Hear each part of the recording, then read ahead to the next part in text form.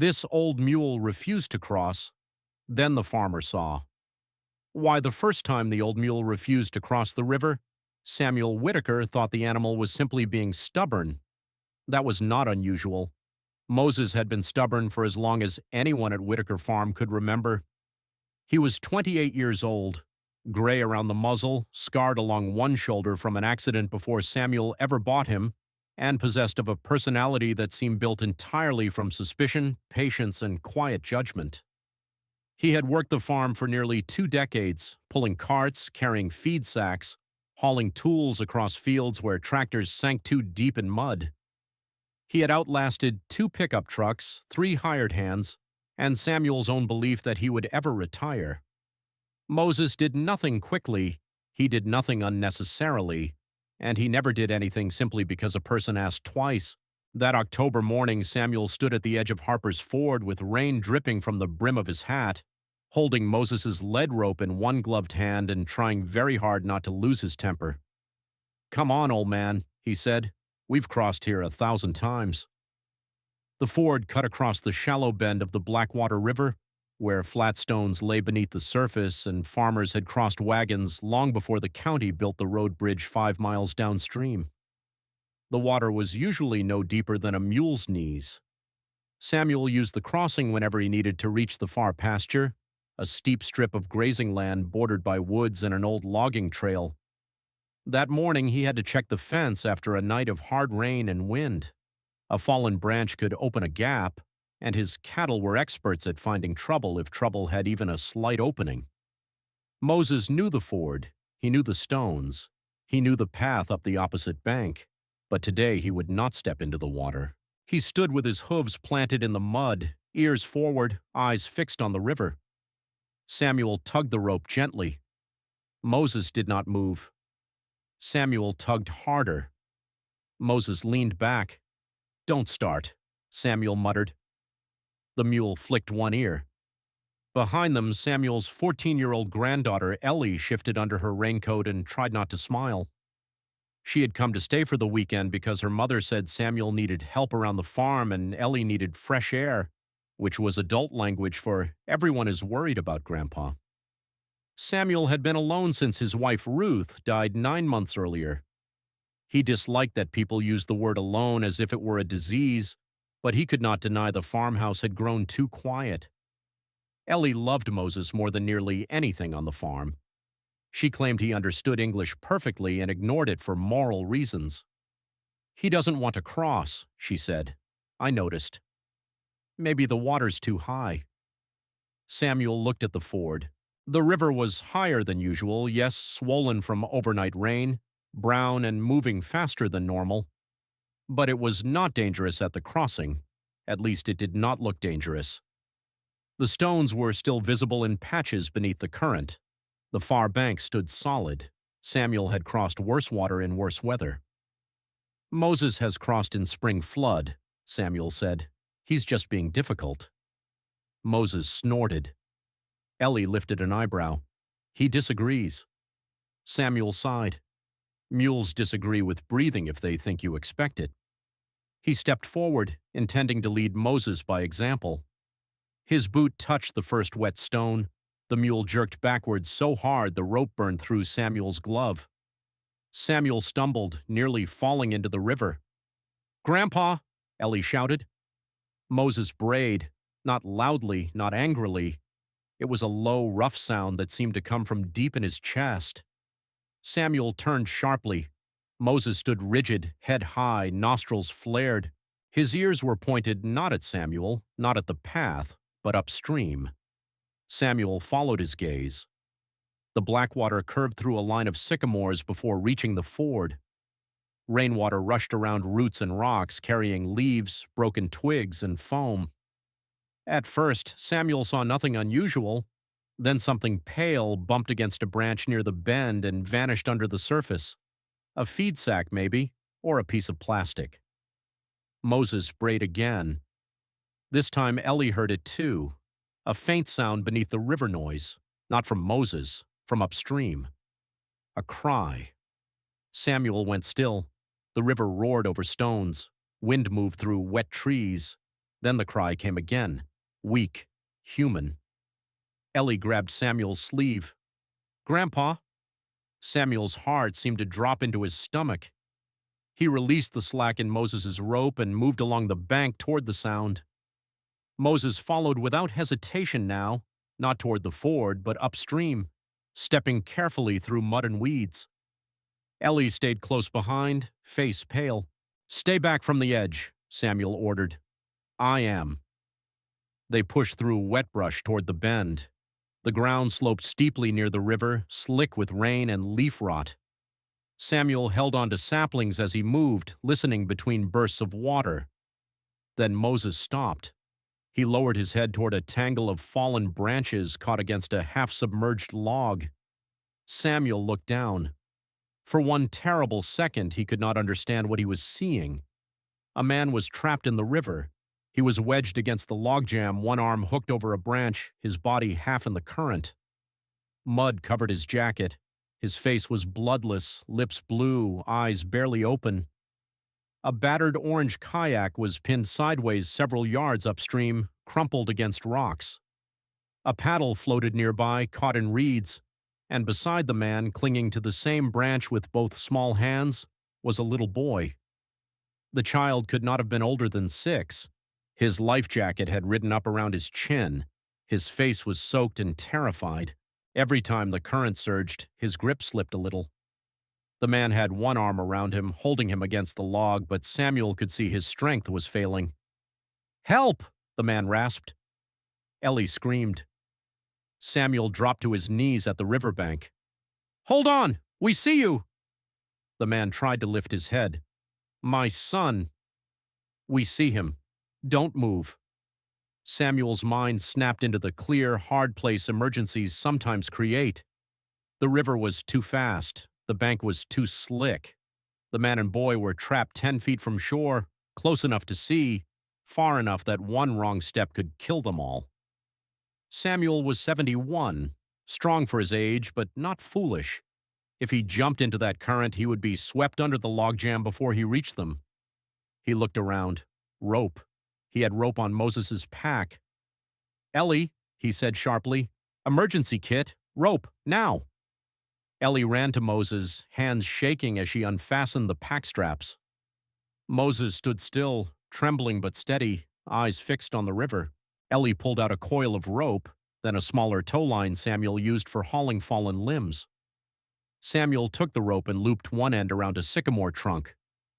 "Grandpa, should I call 911? "Yes, now." Ellie pulled out her phone. "No signal," she said, voice breaking. "Climb back toward the hill until you get one." "I can't leave you." "You can and you will." "But, Ellie?" Samuel's voice cracked like a whip. "Go. Tell them Harper's Ford kayak accident, 2 people in the water, swift current. Then come back only if it's safe." Her eyes filled with tears. Then she ran. Samuel turned back to the river. "What's your name?" The man coughed. "Ryan." "Ryan, listen to me. Help is coming. I'm going to throw a rope. Can you catch it?" Ryan looked at his trapped arm, then at the boy. "I can't let go." "What's your boy's name?" "Noah." Samuel looked at the child. "Noah, can you hear me?"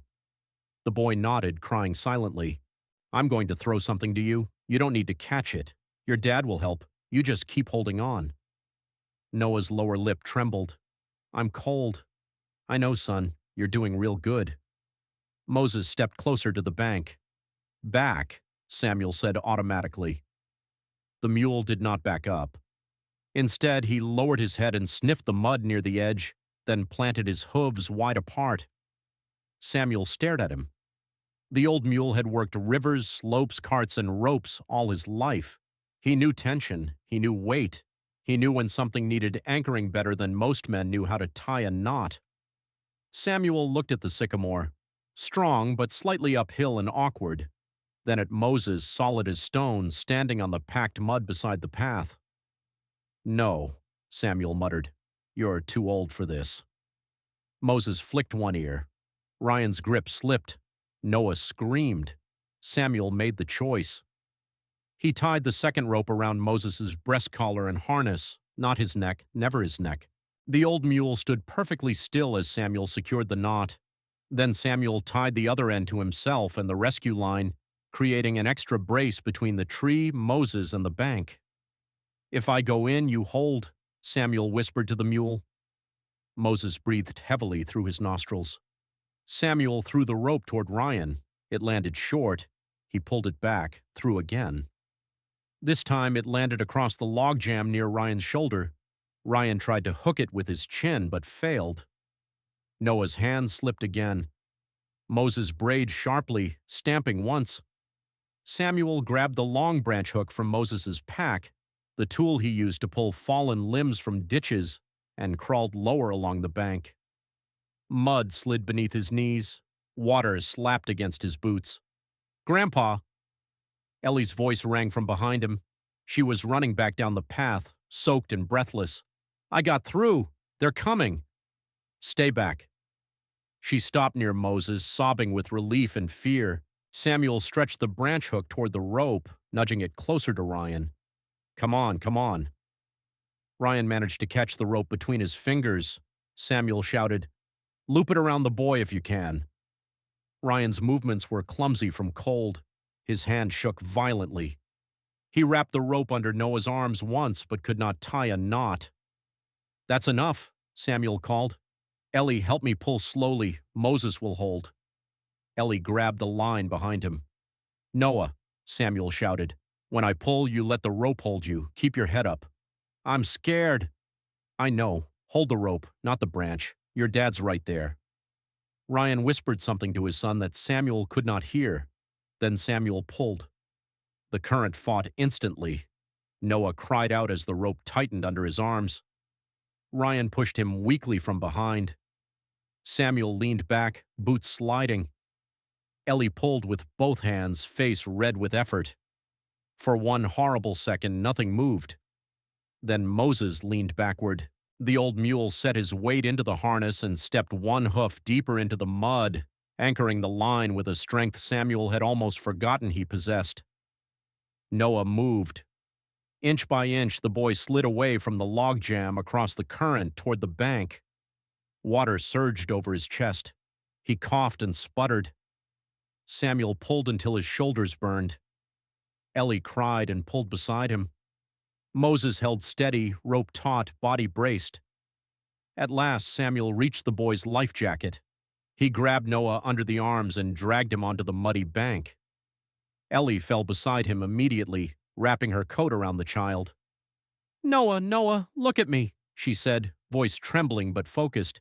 "You're safe. You're safe." Samuel turned back to Ryan. The man was still caught. Now without the child, his body sagged lower in the water. Samuel threw the rope again. Ryan tried to lift his arm. He couldn't. His strength was gone. "Moses," Samuel whispered. The mule's ears flicked forward. Samuel tied the rescue line again, this time making a loop large enough to catch Ryan's upper body if he could get it near him.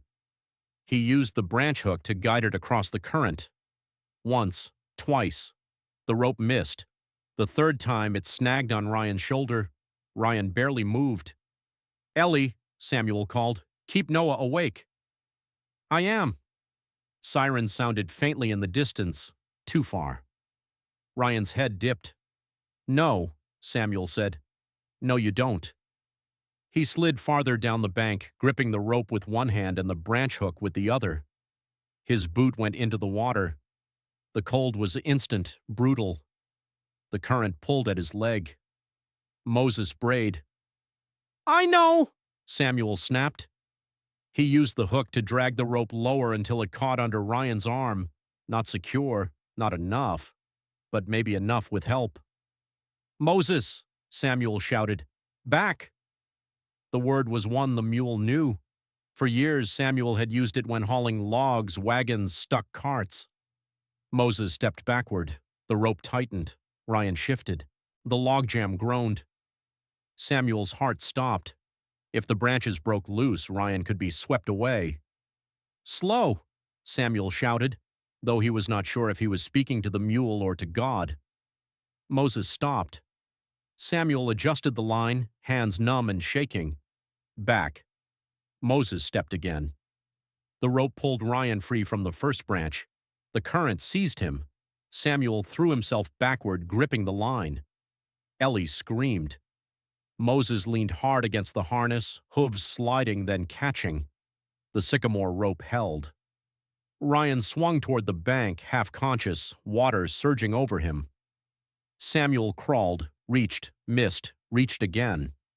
His fingers caught Ryan's jacket. For one terrible moment, he felt the fabric slipping. Then another pair of hands grabbed beside his. Ellie. Together, they hauled Ryan onto the muddy bank just as the first firefighter came crashing through the brush. The next minutes blurred into cold noise and motion. Firefighters took over. Paramedics wrapped Noah and Ryan in thermal blankets, cut away wet clothing, checked pulses, administered oxygen. A swift water rescue team inspected the kayak and river for any additional victims. One firefighter checked Samuel, who insisted he was fine until he tried standing and nearly fell. Another examined Ellie, who was shaking from adrenaline and cold but uninjured. Moses stood beside the sycamore, breathing hard, rope still attached to his harness, mud splattered up his legs. A young firefighter looked at the mule, then at Samuel. He helped pull them out? Samuel nodded, unable to speak for a moment. The firefighter stepped closer and touched Moses's neck gently. Good boy, he said. Moses flicked his ear as if praise was beneath him. Ryan and Noah were taken to the hospital. Ryan had severe hypothermia, a dislocated shoulder, broken ribs, and deep bruising from being pinned against the logjam. Noah had hypothermia and shock, but his life jacket and his father's grip had saved him. Doctors later said both would recover. Only later did Samuel learn the full story. Ryan Mitchell had taken Noah kayaking on the Blackwater because the boy loved the river and because Ryan wanted one more father-son outing before winter. They had launched upstream before the rain-swollen current grew worse than expected. A fallen tree, loosened by the storm, shifted into the river as they approached the bend. Ryan tried to steer away, but the kayak clipped a submerged branch and flipped. They were swept into the logjam.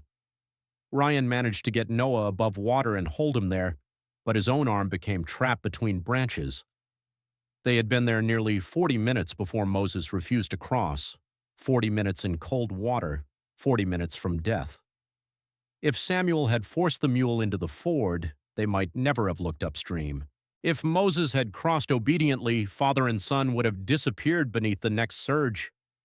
That realization stayed with Samuel long after the rescue. At the hospital that evening, Ellie sat beside him in the waiting room with a blanket around her shoulders. Her mother had arrived by then, frantic and furious and crying all at once. She wanted Samuel checked by doctors. Samuel insisted he only needed dry socks and coffee. Ellie said he needed both doctors and coffee. You were going to make him cross, Ellie said quietly. Samuel looked at her. She was not accusing him. That made it worse. I was, he admitted. But Moses knew. Samuel stared at his hands, still bruised from the rope. He knew something was wrong. Ellie leaned against his shoulder. Grandma used to say Moses was smarter than he looked. Samuel smiled sadly. Your grandma said that about me too. Ellie laughed, then cried a little, and Samuel put his arm around her. For the first time since Ruth died, the gesture did not feel like trying to hold together something broken. It felt like holding on to what remained alive. Ryan and Noah visited Whitaker Farm 2 weeks later. Ryan walked slowly, one arm in a sling, face still pale but full of gratitude that made Samuel uncomfortable. Noah carried a paper bag of carrots and a drawing he had made in the hospital. In the picture, Moses was standing beside a river wearing a superhero cape.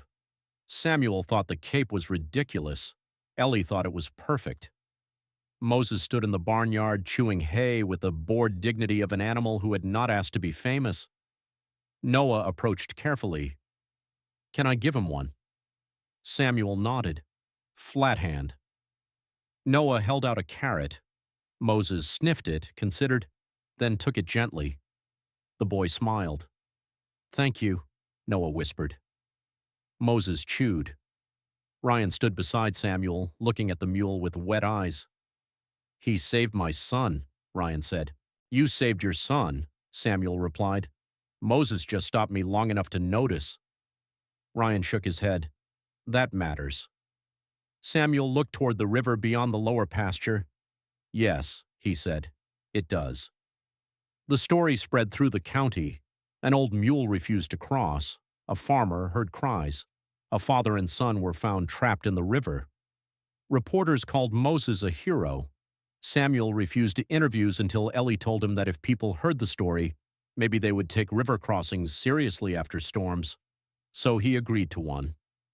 He stood in the barnyard beside Moses while a local reporter asked whether he believed the mule understood the danger. Samuel took a long time answering. "Mules don't waste energy," he said at last. "They see, hear, and smell things we don't." Moses knew the river wasn't right.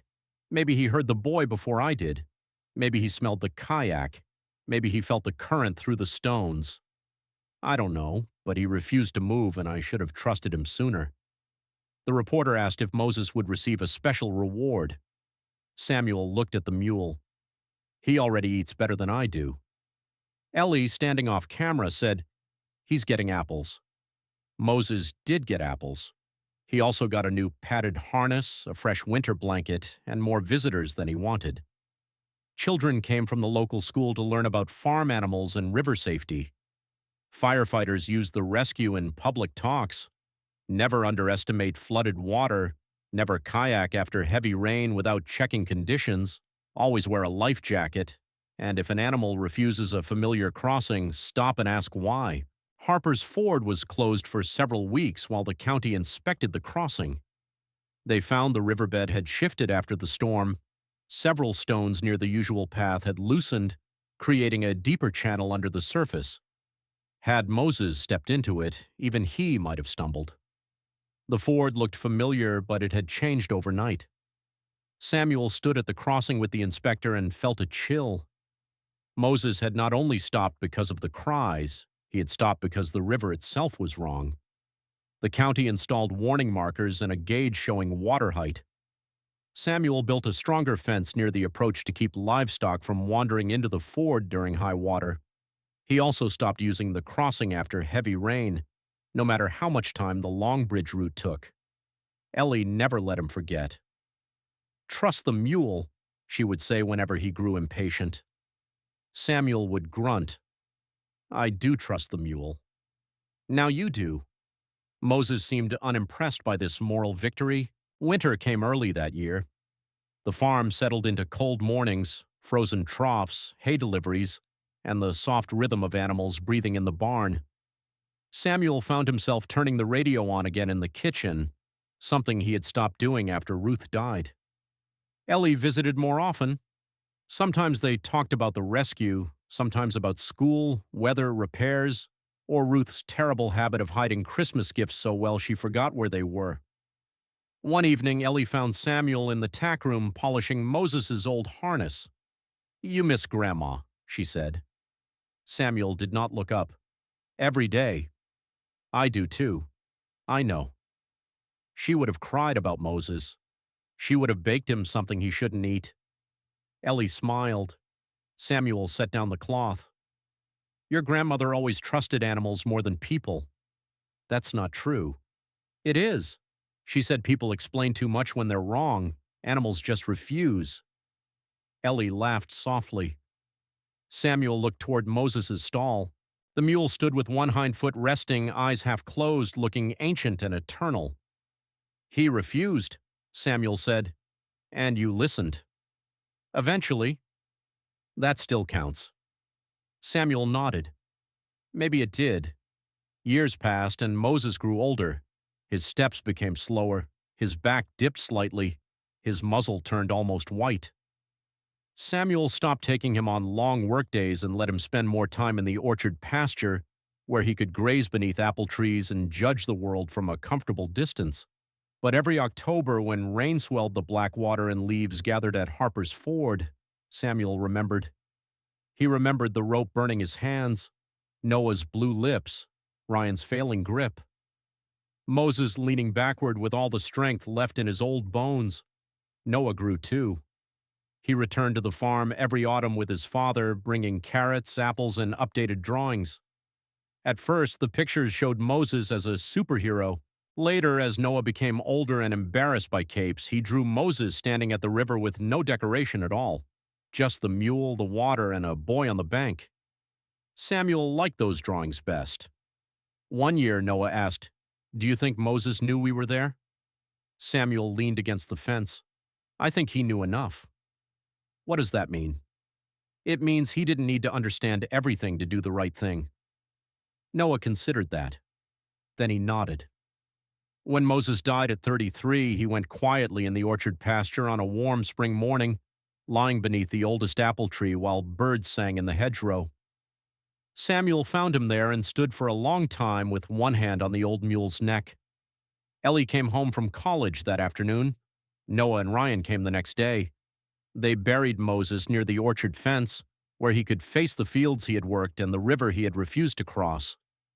Samuel carved the marker himself from a piece of old oak. It read, "Moses."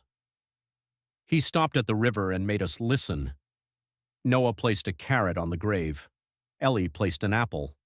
Samuel placed the worn lead rope Moses had worn that morning, the one stained dark from mud and rain and river rescue. He had kept it all those years.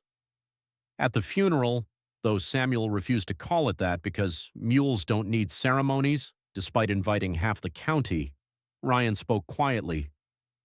"My son is alive because an old mule said no," he said. "I used to think stubbornness was a flaw.